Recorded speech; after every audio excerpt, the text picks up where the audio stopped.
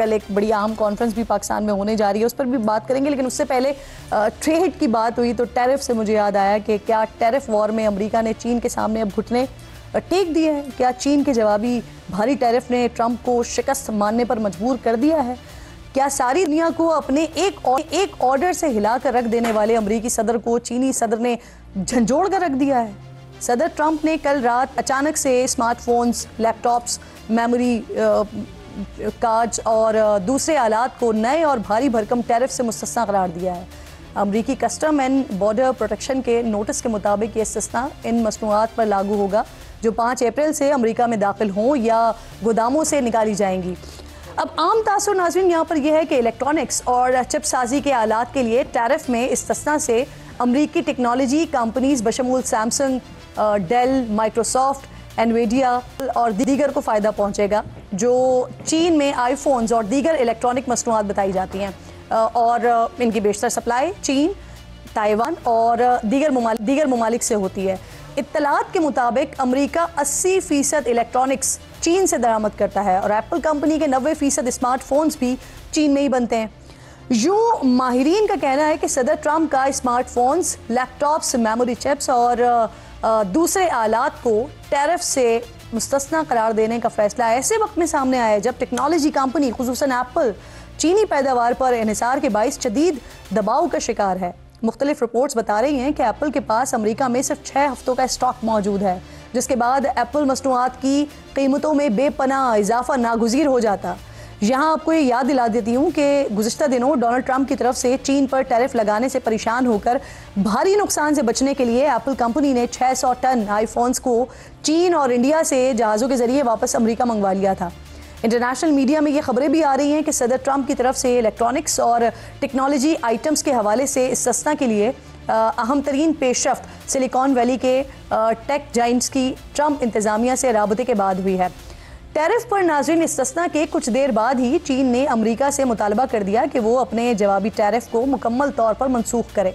Trump के 2 अप्रैल को अचानक मुख्तलिफ ममालिक पर टैरिफ बढ़ाने से दुनिया भर की स्टॉक मार्केट्स तबाह हो गई थी। इन्वेस्टर्स को करोड़ों रुपए का नुकसान हुआ था, जिसके बाद एक हफ्ते के बाद ट्रंप ने चीन के अलावा तमाम ममालिक के टैरिफ 90 रोज़ के लिए मुअत्तल कर दिए थे। लेकिन ये कहानी भी इतनी सादा नहीं है। इसी ऐलान से कुछ देर पहले ही ट्रंप ने अपनी सोशल मीडिया पर एक मुबहिम लेकिन बामायनी सी एक पोस्ट की, this is a great time to buy, और इस पोस्ट के आखिर में उन्होंने अपने नाम के 3 हरूफ का साइन भी लिखा जो ट्रंप उमूमन नहीं लिखते हैं।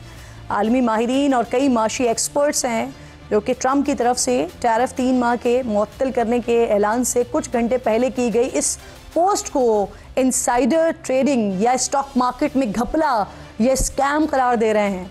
ट्रंप पर इल्ज़ाम आ रहा है कि उन्होंने अपनी इस पोस्ट से अपने और अपने कारोबारी साथियों और दोस्तों को फ़ायदा पहुंचाया है जिन्होंने स्टॉक मार्केट में इजाफे से पहले गिरती हुई मार्केट से सस्ते दामों शेयर्स खरीदे जो चंद ही घंटों बाद अचानक से तेज़ हुई मार्केट्स के बाद रिकॉर्ड महंगे हुए। आलमी जरीदे टाइम मैगजीन के मुताबिक सदर ट्रंप के टैरिफ में 90 दिन का वक्फा देने के ऐलान के बाद डोनाल्ड ट्रंप की कंपनी के शेयर्स में तेज़ी से 22% का इजाफा हुआ। इसी तरह अमरीकी सदर के दसराज, उनकी इंतज़ामिया के अहम तरीन साथी और दुनिया के अमीर तरीन शख्स टेस्ला के मालिक एलन मस्क, इनकी कंपनी के शेयर्स की कीमतें 18% बढ़ गईं। ब्लूमबर्ग के मुताबिक मेटा के मालिक मार्क ज़ुकरबर्ग समेत टेक्नोलॉजी कंपनीज़ को इस टैरिफ वक्फे से सिर्फ एक दिन में $304 अरब का मुनाफा हासिल हुआ है, जो एक दिन में हासिल होने वाला सबसे ज़्यादा ये फ़ायदा है। ये तमाम दास्तान सुनने के बाद आप खुद इन सवालात का जवाब ढूंढ सकते हैं कि ट्रंप के पहले अचानक भारी भरकम टैरिफ आयद करने और फिर एक हफ्ते बाद ही अचानक इसमें 3 माह का वक्फा देने और स्मार्टफोन्स, लैपटॉप्स और मेमोरी चिप्स और दीगर आलात को टैरिफ से सस्ता देने के पीछे चीन का दबाव है या फिर ट्रंप के अपने अमीर तरीन दोस्तों को मज़ीद अमीर बनाने की एक चालाक चाल है। यहाँ आपको नाज़रीन 3 माह पहले की एक अहम तस्वीर ज़रा दिखाना चाहती हूँ जहाँ डोनाल्ड ट्रंप की दूसरी मुद्दत की सदारत की हलफ बर्दारी की तकरीब में मरकज़ी नशिस्तों पर यही वो अमीर तरीन टेक्नोलॉजी जाइंट्स हैं जो कि एक साथ मौजूद थे और दुनिया की निगाहें इन्हीं जाइंट्स पर मरकूज़ थी और ये कहा जा रहा था कि ये ट्रंप के पसंदीदा तरीन लोग हैं। तो अब फैसला आप खुद कीजिए क्या किया है ट्रंप ने तबसरे तो इसके ऊपर बहुत सारे हो रहे हैं।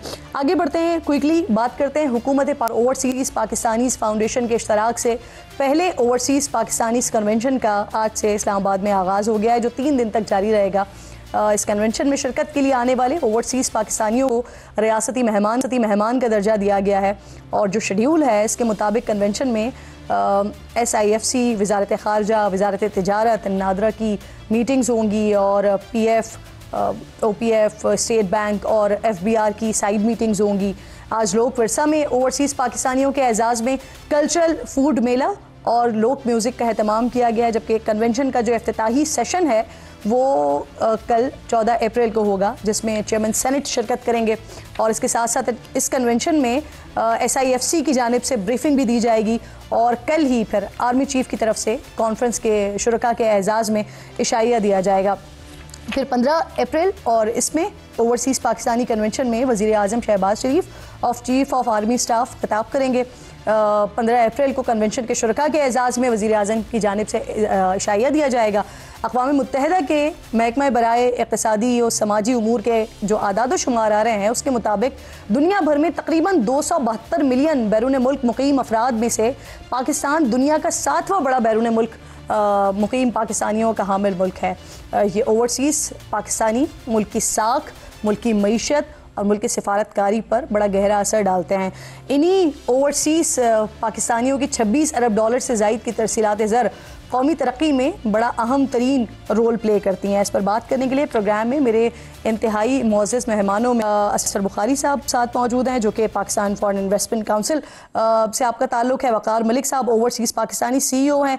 पाक मीडिया सेंटर यूरोप से आपका ताल्लुक़ है। आप दोनों को मैं खुशामदीद भी कहती हूँ, और जो एक ये ज़बरदस्त कन्वेंशन का वक़ार साहब आगाज़ होने जा रहा है, इस पर मैं आपको खुशामदीद भी कहती हूँ। और साथ साथ ये मुझे फरमाइए, 3 रोज़ा ओवरसीज़ पाकिस्तानी कन्वेंशन है, कितने लोग हैं, कितने ओवरसीज़ हैं जो कि इसमें शिरकत कर रहे हैं, किस किस मुल्क से आ रहे हैं, और इनमें नुमाया कौन कौन सी शख्सियात शामिल हैं? जी, मौजूदा हुकूमत, शहबाज शरीफ साहब की हुकूमत, और फिर इन्होंने शहबाज शरीफ साहब के विजन की वजह से, सोच की वजह से, जो OPF अदारा है उन्होंने जो इनिशिएटिव लिया है इस वक्त, जिसको ओवरसीज़ कन्वेंशन का नाम दिया गया है, जिसमें OPF के चेयरमैन जनाब सैयद कमर रजा साहब हैं, MD अफजाल भट्टी साहब हैं। इन्होंने दुनिया भर से, ये कोई छोटी बात नहीं है, 74 ममालिक से इन्होंने थाउजेंड्स ओवरसीज़ को इकट्ठा किया है। और सबसे बड़ी बात यह है कि तमाम ओवरसीज़ जो दुनिया भर से यहाँ इस्लामाबाद में तशरीफ़ लाए हुए हैं, उन सब ने टिकट्स अपनी पॉकेट से खरीदे। वो क्यों? सिर्फ और सिर्फ उन्हें अपने मुल्क से मोहब्बत है, अपने मुल्क से प्यार है। वो ये उल्फत उन्हें खींच के यहाँ पे लेके आई है ताकि हम अपने रोशन पाकिस्तान को देख सकें। असफर शाह बुखारी साहब भी मुझे ज्वाइन कर रहे हैं। कल जो कॉन्फ्रेंस हो रही है, जिसका आगाज़ हो चुका है, उस पर बात करने के लिए असफर साहब, आप उन शख्सियात में से हैं जिनको न सिर्फ यहाँ पाकिस्तान में असम्बली में बाकायदा तौर पर आपकी पजीराई हुई बल्कि EU में भी आपकी बहैसियत पाकिस्तानी और वहाँ पर भी आपकी पजीराई हुई है। अब ये बताइए, जो ओवरसीज़ पाकिस्तानी फाउंडेशन है 46 साल पहले 1979 में वजूद में आई थी, लेकिन इतने सालों में कोई कॉन्फ्रेंस नहीं हुई। पहली मरतबा ओवरसीज़ पाकिस्तानी कन्वेंशन, इसकी ज़रूरत क्यों पेश आई है सर? शुक्रिया किरण। मैं समझता हूँ कि देर आयत दुरुस्त आयत, या पहले क्यों नहीं हुई, हमें इसको छोड़ देना चाहिए। और अलमिया तो यही है कि वो सियासी जमातें जिनके बाज़ाब्ता तौर पर तकरीबन हर उन ममालिक में जहाँ पर ओवरसीज़ पाकिस्तानी मौजूद हैं, उनके बाकायदा दफातर मौजूद हैं उन रजिस्टर्ड पॉलिटिकल पार्टीज। लेकिन चलें, हम इस बहस में नहीं जाते कि ये इतनी देर से क्यों हुआ। लेकिन पाकिस्तानी डायस्पोरा, इस मुल्क के बाहर रहने वाला, वो इस मुल्क की हमेशा से माशी शहरग रहा है। और मैं समझता हूँ कि वही जो 30 बिलियन डॉलर जो रेमिटेंस की शक्ल में पाकिस्तान आते हैं, वही इस मुल्क की मखदूश माशी हालत को जो है वो एक संभाला दिए हुए। तो चलें, देर आए दुरुस्त आए। अब इसके ऊपर जो है वो किसने इनेकाद किया और देर से क्यों किया, और इस बहस में हम नहीं पढ़ते, लेकिन देखते हैं, क्योंकि बाकायदा तौर पे इसका आगाज कल से होने जा रहा है। तो वो देखें। असफर साहब ये फरमाइए सर, ये जो इस कन्वेंशन का मकसद जो है वो ओवरसीज पाकिस्तानियों को सिर्फ उनकी अहमियत का एहसास दिलाना है या मुल्क में जो सरमायाकारी है उसको भी लाना है, और अगर ऐसा है तो क्या एक्सपेक्ट कर रहे हैं, कम से कम कितनी सरमायाकारी आ सकती है?